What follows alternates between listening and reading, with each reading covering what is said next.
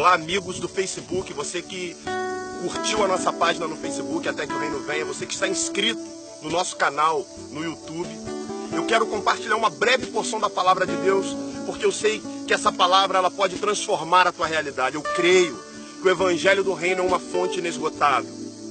A palavra do Senhor diz lá no Evangelho de Lucas, capítulo de número 24, que no primeiro dia da semana, bem cedo, elas foram ao sepulcro levando especiarias que tinham preparado. Acharam a pedra removida do sepulcro. Mas quando entraram, não encontraram o corpo do Senhor Jesus. Estando elas perplexas a esse respeito, de repente pararam junto dela dois homens com vestes resplandecentes. Elas ficaram tão atemorizadas que eles se encurvaram com o rosto em terra. Mas os homens lhe disseram: por que buscar entre os mortos aquele que está vivo?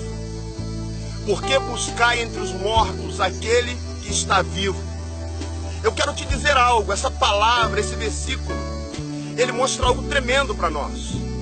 Eu quero te chamar a atenção para algo. A religião e o sistema religioso, eles estão mortos. E muitas pessoas estão buscando entre os mortos aquele que vive. Eu quero te dizer algo. O Senhor está levantando uma igreja que vai fazer a diferença nessa geração, e você não tem que buscar entre os mortos aquele que vive. Não é uma denominação que Deus está buscando uma igreja. Agora eu quero que você entenda muito bem o versículo de número 13. E eu quero compartilhar um pouquinho, uma breve reflexão sobre a história de dois homens que deixaram o centro da vontade de Deus. Nesse mesmo dia, no mesmo dia em que as mulheres foram ao sepulcro, indo eles para uma aldeia chamada Emaús, que distava de Jerusalém 60 estádios, ia falando entre si de tudo o que havia sucedido.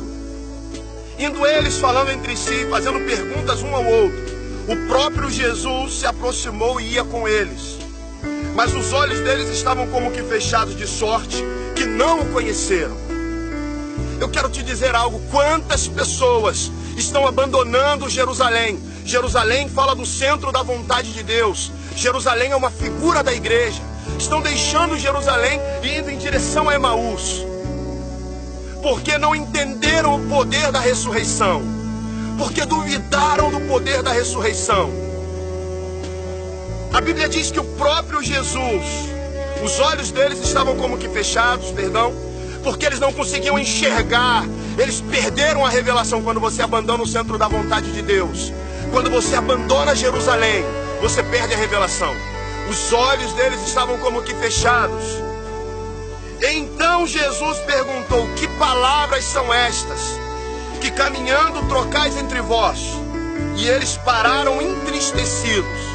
Isso é uma figura de todos aqueles que deixam o centro da vontade de Deus. A marca de todos aqueles que deixam o centro da vontade de Deus é a tristeza.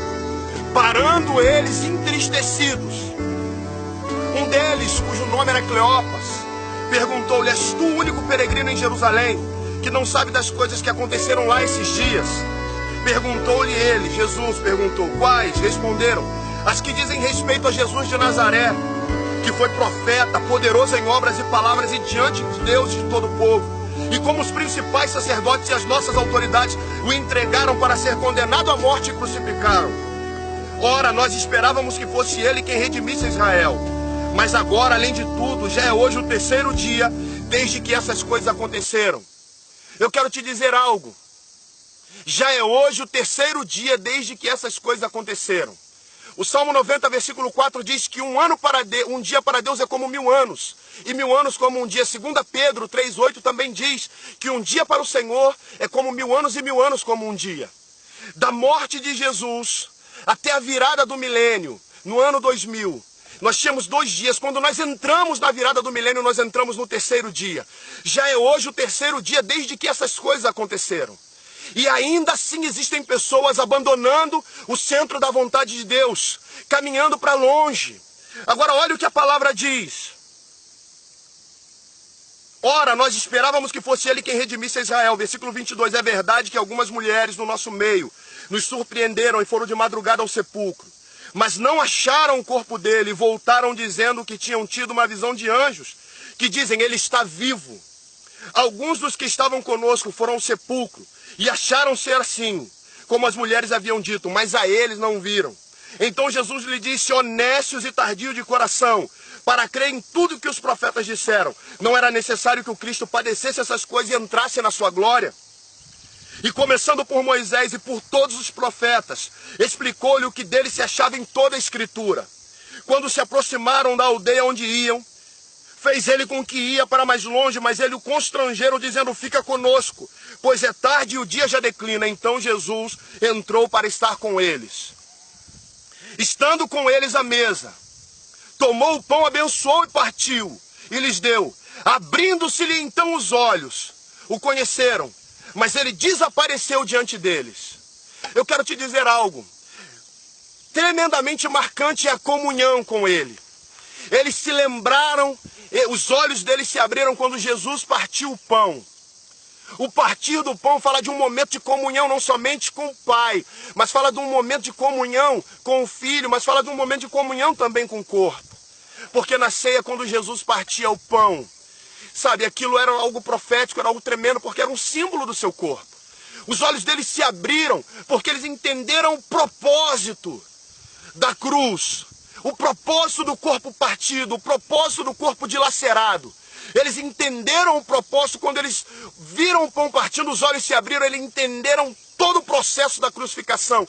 Eles entenderam todo o processo do evangelho do reino quando Jesus ministrava a eles. Agora, olhe bem, disseram um ao outro: não ardia em nós o nosso coração quando pelo caminho falava conosco? E quando abrir as Escrituras, eu quero te dizer algo. Jesus vai se manifestar a você, e ele vai fazer o teu coração arder como um dia ardeu. Quando o Senhor te alcançou, quando ele falou contigo pela primeira vez, quando você nasceu de novo, o teu coração ardeu nesse dia. E ele vai se manifestar a você novamente, ainda que você esteja caminhando para longe da vontade dele. E ele vai fazer o teu coração arder, porque ele tem propósito na tua vida. Ele vai te levar para Jerusalém, ele vai te levar de volta para o centro da vontade dele. Na mesma hora, levantando-se, voltaram para Jerusalém e encontraram reunidos os 11 e os que estavam com ele, aos quais diziam: ressurgiu verdadeiramente o Senhor e apareceu a Simão. Então os dois contaram o que lhes acontecera no caminho e como tinham reconhecido o Senhor quando ele partiu o pão. Eles só reconheceram a Jesus quando eles viram o pão partido. Isso fala, sabe, de retornar para a comunhão. Você precisa voltar para a comunhão, você precisa voltar a congregar, você precisa voltar a reunir. E se você já está reunindo, você precisa, sabe, mergulhar em Deus, gastar tempo em comunhão, gastar tempo buscando ao Senhor, gastar tempo com leitura da palavra, orando em línguas, buscando a face do Senhor. Deus tem propósito claro, específico para a tua vida, para a tua casa e para a tua família. Jesus te abençoe, até que o reino venha.